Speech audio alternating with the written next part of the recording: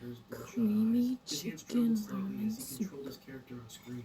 Other patrons noticed grilled his labored cheese on breathing, but assumed rye it was just fatigue pumpernickel from his bread, extended session. At approximately 2 p.m. on Diet Wednesday, Coke. after nearly 4 days without proper rest, Tim's body began to show signs of extreme distress. His breathing became increasingly shallow. Sweat beaded on his forehead despite the air conditioning. He complained briefly of chest pains to a nearby player, but continued gaming. 20 minutes later, Kim suddenly slumped forward in his chair.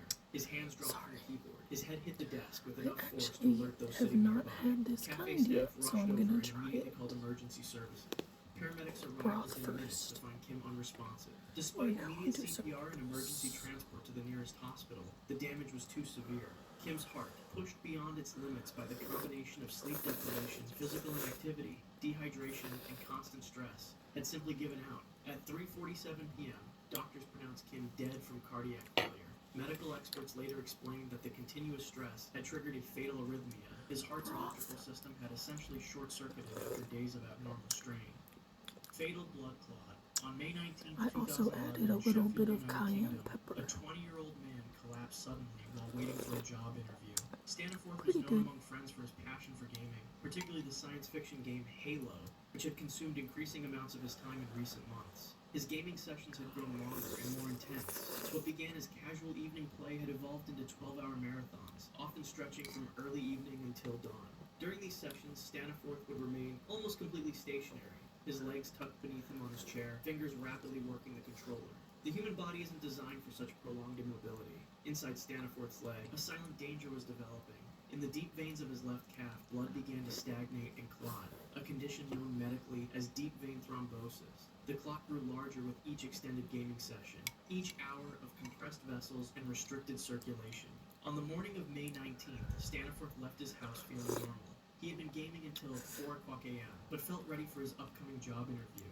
As he stood at a bus stop near the Job Center Plus office, he suddenly experienced a sharp pain in his chest. Within seconds, breathing became difficult. He felt lightheaded and nauseated.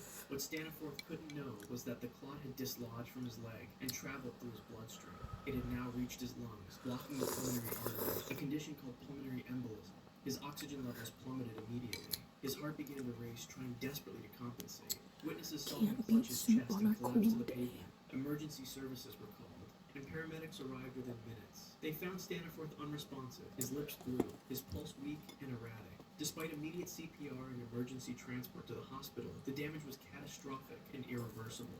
Medical staff later explained to his family that the clot had completely blocked blood flow to his lungs. His heart, suddenly forced to pump against an immovable obstruction, had been strained beyond its capacity. Despite the doctor's desperate efforts, Chris Staniforth was pronounced dead at 11:47 a.m., a victim of what would later be termed thrombosis, a blood clot directly linked to his extended periods of immobility during gaming.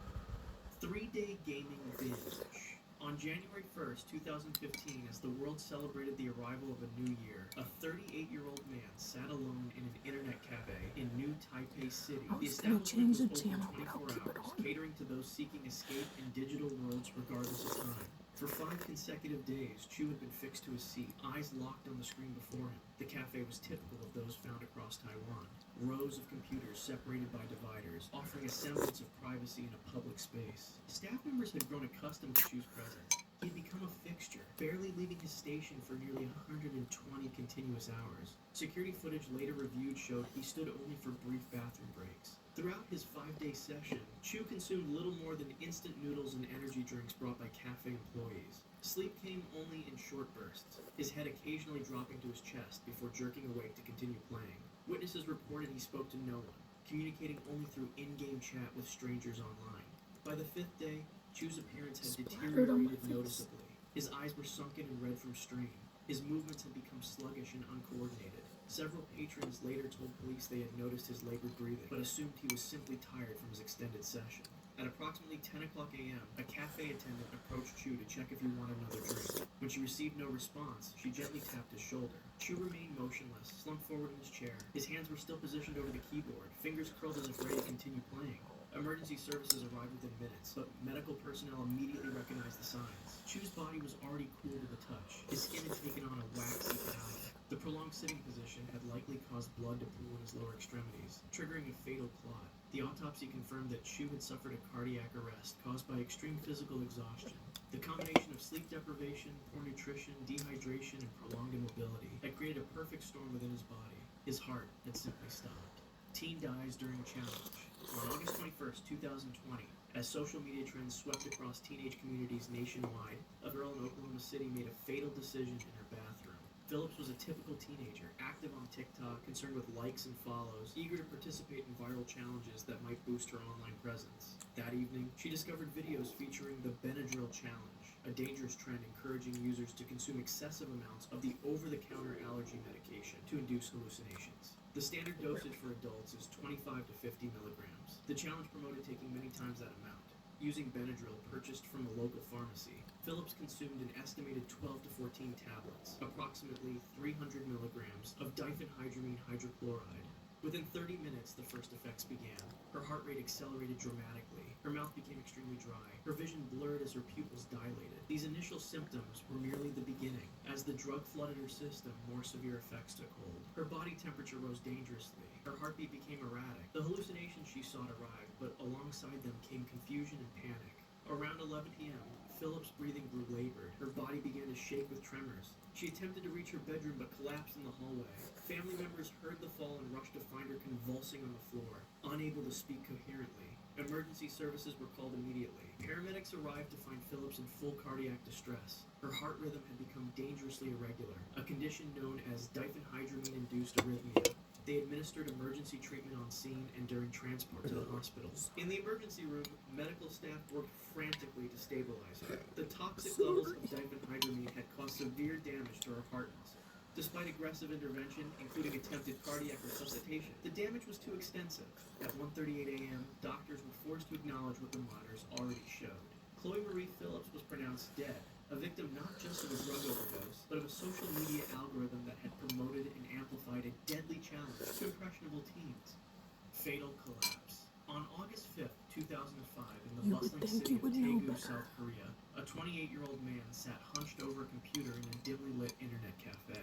These establishments, known locally as PC bangs, had become cultural institutions where gamers could play for hours, often through the night. Lee had been playing the real-time strategy game StarCraft for nearly 50 hours straight. StarCraft wasn't just a game in South Korea, it was a national obsession, with professional leagues and television broadcasts. Lee wasn't a professional, but his dedication to the game had become all-consuming. He had barely moved from his seat for over 2 days, stopping only for brief bathroom breaks. Witnesses later reported that throughout his marathon session, Lee had consumed almost nothing but cigarettes and the occasional energy drink.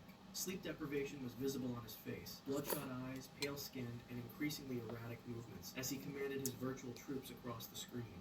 At approximately 3:15 a.m., after clicking furiously through another intense match, Lee's body began to show signs of severe distress. His breathing became labored, sweat beaded on his forehead despite the air conditioning. Fellow gamers noticed his condition worsening, but no one intervened. Such extended sessions were not uncommon. Suddenly, Lee slumped forward in his chair. At first, nearby players thought he had simply fallen asleep. It wasn't until he slid off his seat onto the floor that others realized something was seriously wrong. Cafe staff called emergency services immediately. When paramedics arrived, they found Lee still conscious, but in critical condition. His pulse was rapid and irregular. His skin had taken on a bluish tint. They rushed him to the nearest hospital, working desperately to stabilize him during the journey. Medical staff later determined that Lee's heart had been pushed to its limits. The combination of exhaustion, dehydration, and stress had triggered fatal heart failure. Despite emergency intervention, his vital organs had been without proper circulation for too long. At 4:23 a.m., Seung-seop Lee was pronounced dead. Collapsed during fitness video game on March 4th, 2009, in the quiet coastal village of Houghton-on-Sea, United Kingdom. A 25-year-old man collapsed in his living room while playing a fitness game.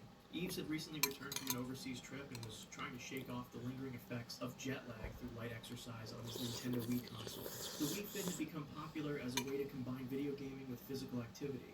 Players would mimic sports motions while standing on a balance board, following prompts on their television screen. That evening, Eves had chosen a jogging program designed to simulate running through a virtual park. Just 2 days earlier, Eves had flown back from Thailand, a 12-hour flight that had left him fatigued but otherwise healthy.